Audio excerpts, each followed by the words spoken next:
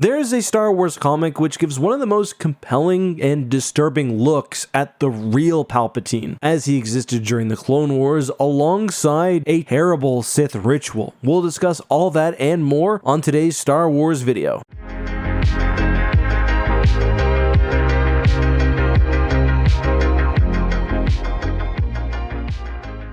You know, I've been doing YouTube for a long time, and so have many of my colleagues on this platform, so it's not often that I find a story which hasn't been discussed, especially, we've got thousands and thousands of YouTube videos. Today, however, we are turning to one of my favorite Star Wars Expanded Universe projects, and I guess it's a bit odd to call it that, Star Wars Visionaries. And yes, that's Visionaries, not Visions. It's a beautiful graphic novel which collects several short Star Wars stories, which are not necessarily canonical to Star Wars legends, but are more focused on telling an interesting self-contained narrative. Most famous of these stories is easily Old Wounds. This is notable for being one of the first stories to contemplate Darth Maul's revival. Not the first, he also came back in Star Wars Tales, but you can see with his long horns and cyborg legs how the Clone Wars borrowed from this design. Later, Star Wars Rebels would look again to Old Wounds, having Darth Maul ultimately die in a face-off against Obi-Wan on the planet Tatooine, although things were a little bit different. But the episode goes so far as to give a more outright nod.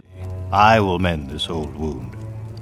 But the great thing about Visionaries is that there are several short stories which are more either purely artistic or even symbolic. Today we'll be talking of Sythesis, which looks at the dark power of Chancellor Palpatine. And we have one of the more interesting depictions of a Sith ritual in all of Star Wars. Is it canon? I mean, we'll talk about that. I don't think so, but I'm also going to argue that it doesn't really matter. When you're ingesting media, I'm going to encourage you to think beyond the bounds of whether something counts within a fictional universe and instead look at how the story makes you feel and think. Anyway, with the story called Sithisis, the thing that I couldn't help but think about was obviously the mythological connection to the story of Sisyphus. Now, maybe I'm reaching and just mispronouncing the title of the short story, but if you think about it, there are definitely some connections. I won't pretend to be a Greek scholar, so I'll just read the Wikipedia blurb for you. Sisyphus was a devious tyrant who killed visitors to show off his power. This violation of the sacred hospitality tradition greatly angered the gods. They punished him for trickery of others, including his cheating death twice. For punishment, as I'm sure most of you know, Sisyphus was forced to roll a boulder up a hill for eternity, with the boulder always falling back to the base. Thematically, this comic has very little to do with Sisyphean labor. However, the story does tell of Palpatine's continual use of the dark side to hide his true nature, and the connections to him being a king who cheated death I thought were just too interesting to ignore. Again, I'm basing this off of the pronunciation kind of sounding the same, but I thought it was fun. Anyway, the story starts with Palpatine in quite a withered, almost post-Return of the Jedi form, approaching a massive crystal and what looks like a Sith artifact in a secret abode. Palpatine is much more of a Dark Lord than he's usually portrayed, between the floating and the ritual which sees him cut his own skin, putting droplets of blood in a small Sith cauldron, I guess I'll call it. Emerging from the cauldron is a creature which Palpatine uses to seemingly increase his power and even commune with the dark side. As he approaches the massive crystal in the center of the room, we see that he begins to connect to either the Sith of old or the Sith across the galaxy. I love the look of this crystal. It actually reminds me a ton of what we see in episode 9. Some of the parts that I actually do like, just Palpatine's dark twisting of what would otherwise be natural, the mechanical being forced into the organic. The Sith that appear remind me quite a bit, although I know this is a coincidence, of a dark version of the Force priestesses that Yoda meets in the Destiny episode of Star Wars The Clone Wars. With the sort of stellar look, it also reminds me a ton of some depictions we've seen of the prophets of the dark side. I really need to do a video on them at some point. I don't think they've been covered well on YouTube, but but essentially they were a dark side order which sometimes served or advised Palpatine. I believe they actually appear in the other Return of Darth Maul issue that I mentioned earlier, but anyway, Palpatine, his power multiplied by this ritual, causes massive storms over what looks like a Clone Wars era Coruscant, and I say that not only because of the later material in the comic, but also because when you see the planet from space, you can very clearly see that there are ships and space stations, looks like Star Destroyers, but this unholy lightning storm has frightened not only the children of the Jedi Temple, but also Padme. And this is probably allegorical and meant to show how Palpatine's dark influence is affecting everything, including what may be a pregnant Padme. This idea is strengthened by the next panels, which show that across the galaxy, he's throwing Jedi, including Master Yoda, directly into danger, and I think most interestingly, that he is directly leading to Anakin's fall, as we see in a murderous rage, that the Jedi Knight is doing the bidding of his master and falling to the dark side. All this energy, this hate, this sadness is focused into that crystal in the center of the room. We see Jedi of the Clone Wars, not just the ones in this vignette, but from across the galaxy as their terror feeds the dark side, and from this crystal emerges a massive Sith beast. This reminds me of many of the depictions of Sith spawn we've had before in Star Wars Legends, and I don't think that's an accident. The massive beast consumes the dark side afflicted Palpatine. However, the Sith Lord emerges from the worm, leaving the temple, his mind, but also his face, rejuvenated, his mask back on. One of the final images is Palpatine being surrounded by his red guards and reassuming his Chancellor's attire. I just love that, the idea that the conspiracy went just a little bit deeper, that Palpatine was doing these rituals, that few were aware of it, but that they allowed it to happen. I mean, in Star Wars Legends, that was definitely true to a degree. There were characters like Kinman Doriana who were aware to various degrees that Palpatine was more than he was letting on. But in the last shot, even in his new regal attire, we can see that the mask is never quite perfect and that evil Sith eye continues to look out. Now, you could take this story completely literally, that Palpatine actually had to use this dark ritual to rejuvenate his human face. He simply stopped doing so when he became Emperor, or you can take it more metaphorical, that in the dark, Palpatine was feeding this beast in private. He was one thing, that as he controlled events and caused death, destruction, sorrow across the galaxy, that he became more powerful, but that when he emerged in public, he put that mask back up. Either way, I think it's just an excellent story. The art is consistently really cool. Like I said, I love the both kind of canon feeling of his crystal with the machinery and his geometric Sith artifacts alongside the dark companions he summons. Either way, let me know what you think. That's one of the reasons why I did this video. I was always drawn to this comic, but I want to hear what you think, how you interpret it. Let me know all of that and more, please, down below. Until next time, guys, be safe, have a good one. Of course, there are more stories in this graphic novel. I'd be happy to take a look at them. Let me know, and may the Force be with you.